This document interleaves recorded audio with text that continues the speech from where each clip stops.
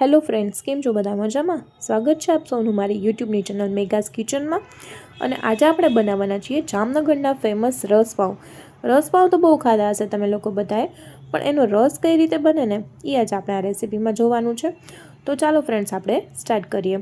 તો એના માટે મારે જોશે 1 બાઉલ જેટલો ગોળ, 1 બાઉલ જેટલું ખજૂર અને આમલી બંને મિક્સ, 1 બાઉલ જેટલો ફુદીનો, 1 બાઉલ જેટલી કોથમરી. અને મસાલાની વાત કરીએ તો મસાલામાં મારે જોશે ચાટ મસાલો, સંચળ પાવડર અને મીઠું. તમે તમારા સ્વાદ અકોર્ડિંગ લઈ શકો છો. ત્યારબાદ પાણીમાં તમારે કેટલી તીખાશ જોઈએ છે એ અનુસાર તમે લીલા મરચાં, આદું અને જીરું લઈ શકો છો. લાલ મરચું પાવડર થોડો વધારે લેવાનો છે તીખાશ પ્રમાણે.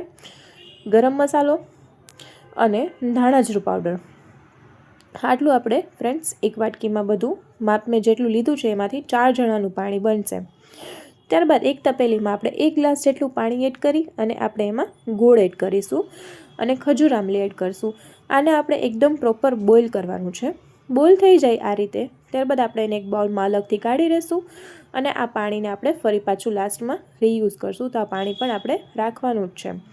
ત્યારબાદ આપણે વાત કરીએ પેસ્ટ બનાવવાની. તો એક મિક્સર જારમાં આદું, મરચાં અને જીરું, ત્યારબાદ એમાં ફુદીનો અને કોથમરી ધોઈ અને મિક્સ કરી લેવાના છે અને એની એક પેસ્ટ બનાવવાની છે.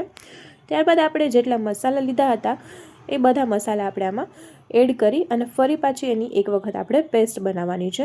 અને આમાં પાણી આપણે જરૂરિયાત અનુસાર એડ કરવાનું છે. એકી હારે વધારે પાણી એડ કરી નથી દેવાનું. જે રીતે આપણે જરૂર લાગે એ રીતે આપણે પાણી બનાવવાનું છે, પેસ્ટ બનાવવાની છે. ત્યારબાદ આપણે એમાં બોઇલ કરેલા ખજૂર, આમલી અને ગોળને એડ કરી અને ફરી એક વખત આપણે મિક્સર જારમાં ગ્રાઇન્ડ કરી અને આ રીતની એક પેસ્ટ બનાવશું. એ પેસ્ટને આપણે જે બોઇલ કરેલું પાણી હતું એની અંદર એડ કરશું અને ત્યારબાદ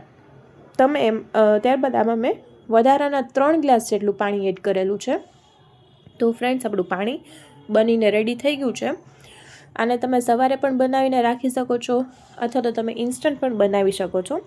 ત્યારબાદ તમને ખ્યાલ હશે માર્કેટમાં આ રીતે પાઉં મળે છે બટર, એને વચ્ચેથી કટ કરી આવી રીતે હાફ હાફ કરી અને પાણીમાં આપણે એને 2 થી 3 સેકન્ડ જેટલા પલાળી, રસ બનાવેલો છે આપણે જે એમાં પલાળી અને આ રીતે પ્લેટમાં લઈ એની ઉપર આપણે તીખા બી, ગ્રીન ચટણી અને સેવ નાખી અને આપણે એને ગાર્નિશ કરવાના છે.